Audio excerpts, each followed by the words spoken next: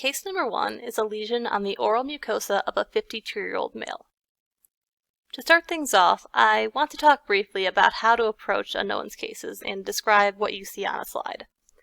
If your program is anything like mine, you'll be doing this a lot as first years, and I recommend coming up with a systematic approach. It's a good way to organize and communicate your thoughts, and you'll be less likely to avoid missing something important. The first and the best place to start is at low power. Things to describe should include location, relation to normal tissue, and initial impression, such as color, cellularity, and the presence of hemorrhage or necrosis. For this case, we have a lesion located just below the epithelium, which seems acanthotic or thickened. This could be to external trauma or a reaction to the underlying tumor. Below the mucosa, there is not much non-lesional tissue to assess, since the tumor extends to both the peripheral and deep section edges. Because of this, we also cannot determine the size or depth of the lesion. The tumor itself appears to be composed of vague nests of eosinophilic to amphiphilic cells. Between the nests are bands of bright eosinophilic material, possibly collagen. I'm also going to note that the area at the bottom right looks a little bit different, and there appears to be clefting around some structure, so I'll make sure to check out that area when we move in closer. At medium power, you'll want to confirm your low power impressions and add more detail regarding the architecture and cytology of the lesion. Returning to our case, I can see that my initial impression of nests of pinkish cells and intervening collagen stroma was correct.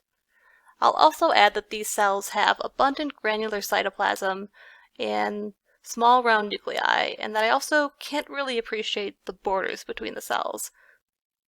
Moving to the area I was interested in on low power, I can see that the structures I saw were actually bundles of skeletal muscle.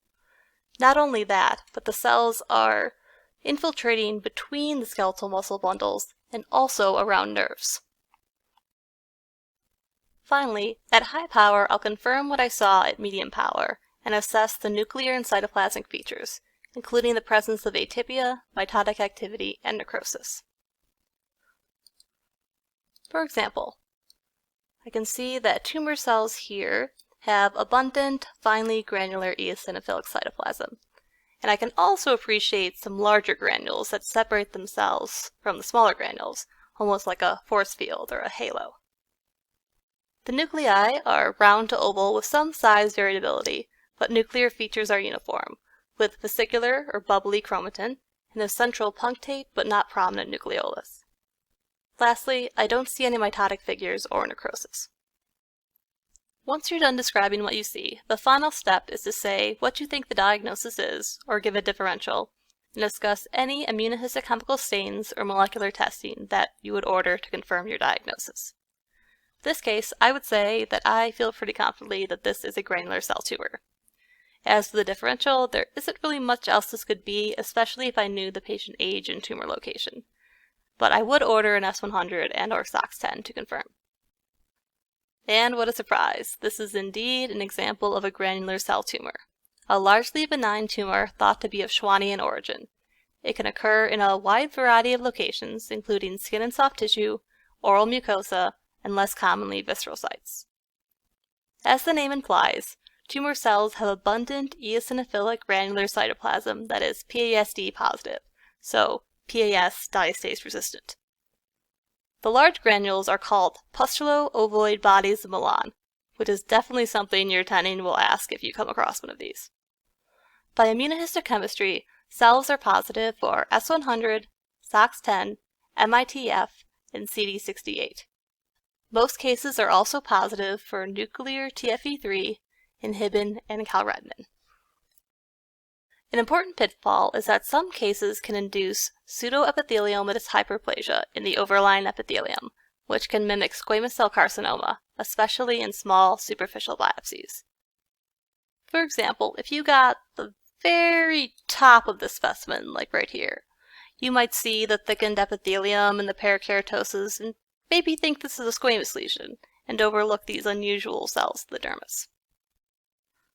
Another pitfall for granular cell tumor is its infiltrative growth pattern. As I showed earlier, It surrounds skeletal muscle fibers and even nerves. However, this is not true perineural invasion. It should not cause concern for malignancy. Speaking of which, although the vast majority of granular cell tumors are benign, atypical and malignant cases can occur. Atypical features should be diffusely present and include nuclear pleomorphism, prominent nucleoli, high nuclear to cytoplasmic ratio, spindle cell morphology, a mitotic rate greater than 2/10 high power fields, and necrosis. Here is an example of a granular cell tumor that arose in the vulva. Clinically, this was thought to be a cyst, which, trust me, is not the first or the last time you'll see that on the requisition sheet of something that is clearly not a cyst. Interestingly, this case is very well circumscribed and even partially encapsulated. Before I move on to the next case, I want to briefly mention non-neural granular cell tumor, in particular congenital granular cell epulis, which occurs on the anterior alveolar ridge of the oral mucosa in predominantly female newborns. Cells are indistinguishable from granular cell tumor, but do not stain with S100 and other neural markers.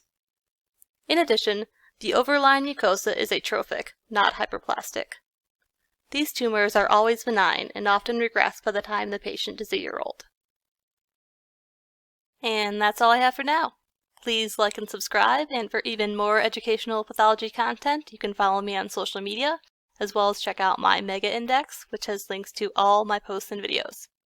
Thanks for watching!